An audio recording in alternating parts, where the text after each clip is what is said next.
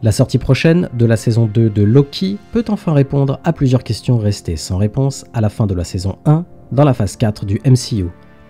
Cela fait plus de 2 ans que Marvel Studios a diffusé la saison 1 de Loki sur Disney+, en se concentrant sur la version de Loki qui s'est échappée des griffes des Avengers lors du braquage temporel dans Endgame.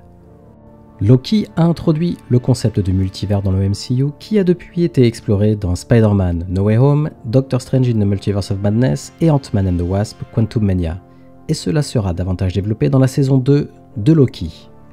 Salut à tous et bienvenue sur House of Marvel pour une nouvelle vidéo. Aujourd'hui on va parler de tous les événements sans réponse qui pourraient être résolus dans la saison 2 de Loki. Mais avant de commencer, merci de liker la vidéo si elle vous plaît et de rejoindre notre communauté.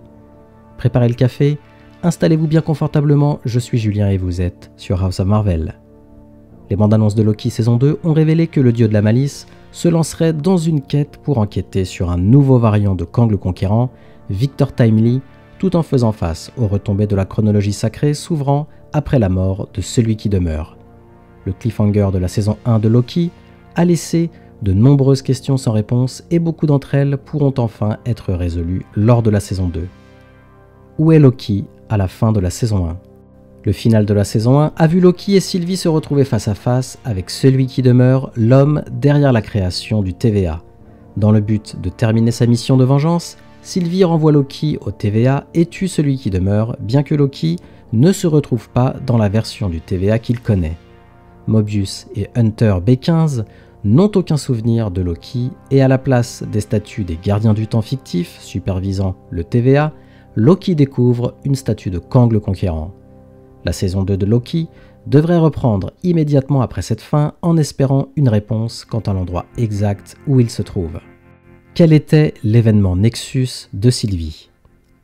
La saison 1 a présenté au public plusieurs variants du dieu de la malice, y compris Sylvie, qui s'est révélée avoir été emmenée par le TVA lorsqu'elle était enfant après avoir provoqué un événement Nexus et mis en péril la chronologie sacrée. Tout au long de son voyage, l'événement Nexus exact de Sylvie n'est jamais révélé, laissant la réponse à la spéculation. Sylvie revient dans la saison 2, bien que ses motivations dans la prochaine série ne soient pas claires après avoir terminé sa mission de tuer celui qui demeure dans la saison 1. Son retour pourrait enfin apporter une réponse sur ce qu'était réellement son événement Nexus d'origine. Qui est Miss Minute? Loki remet en question la nature même de l'existence de Miss Minute dans la saison 1, se demandant si elle est un enregistrement ou si elle est un être réel, mais cette question n'obtient jamais de réponse. Le synopsis de la saison 2 suggère que Miss Minute a curieusement disparu, il semble donc que Loki et Mobius se mettront à sa recherche, ce qui pourrait potentiellement conduire à des réponses aux questions sur son existence et à une éventuelle exploration de son origine. Où Ravonna Renslayer est allée pour rechercher son libre arbitre. Le juge Renslayer en savait plus que quiconque sur le véritable objectif du TVA, mais elle n'avait toujours aucune idée de l'existence de celui qui demeure. À la fin de la saison 1, Renslayer quitte le TVA en quête du libre arbitre qui sera probablement exploré dans la saison 2, avec Renslayer figurant en bonne place dans les bandes annonces de la série. Le personnage est adapté de Ravonna Renslayer de Marvel Comics qui entre dans une romance tumultueuse avec Kang le Conquérant sous diverses chronologies et formes. Cela pourrait donc être une histoire importante à explorer dans la saison 2 ainsi que la nature exacte de la quête de Renslayer. Qu'a fait Sylvie après avoir tué celui qui demeure? Dans la saison 1, le seul objectif de Sylvie était d'atteindre les gardiens du temps afin de les tuer pour se venger. Lorsqu'elle réalise qu'ils n'étaient pas réels, cette attention se tourne vers celui qui demeure dont elle finit par se débarrasser. Dans les instants qui suivent la mort de celui qui demeure, Sylvie se détend enfin, mais elle n'a peut-être plus aucun but alors que la mission de sa vie est terminée. Qui est Sylvie maintenant et ce qu'elle veut est toujours un mystère que la saison 2 de Loki peut expliquer. Les bandes annonces l'ont montré travaillant dans un McDonald's, essayant peut-être de vivre une vie normale après avoir passé si longtemps en fuite. Qu'est-ce que le fait de tuer celui qui demeure a réellement fait à la chronologie sacrée? L'objectif du TVA, dans la saison 1, était d'assurer la stabilité de la chronologie sacrée en veillant à ce qu'aucune ramification ne conduise à la création d'un variant de Kang le Conquérant. Cependant, après la mort de celui qui demeure, la chronologie sacrée a commencé à se diviser, se ramifiant en des milliers de chronologies séparées. La domination de celui qui demeure sur la chronologie n'a pas été correctement expliquée dans la saison 1, donc la saison 2 peut aborder correctement comment il contrôlait la chronologie sacrée et pourquoi sa mort l'a fait éclater en de nombreuses nouvelles chronologies ramifiées. Qui est le 4e gardien du temps? En se dirigeant vers la citadelle de la fin des temps, dans le final de la saison 1, Loki et Sylvie explorent le bâtiment mystérieux avant de rencontrer celui qui demeure. À l'intérieur, ils trouvent 4 statues représentant les gardiens du temps censés superviser la chronologie sacrée et le TVA, bien que l'une de ces statues ait été détruite. Seuls 3 gardiens du temps sont apparus dans le TVA, donc l'identité du 4e est inconnue, mais il y a eu des suggestions selon lesquelles ces statues pourraient refléter les dirigeants vus dans Quantum Mania, le Conseil des Kang, Immortus, Ramatut et le Scarlet Centurion, le 4e étant Kang le Conquérant, celui qui est en exil et a priori mort à la fin du film.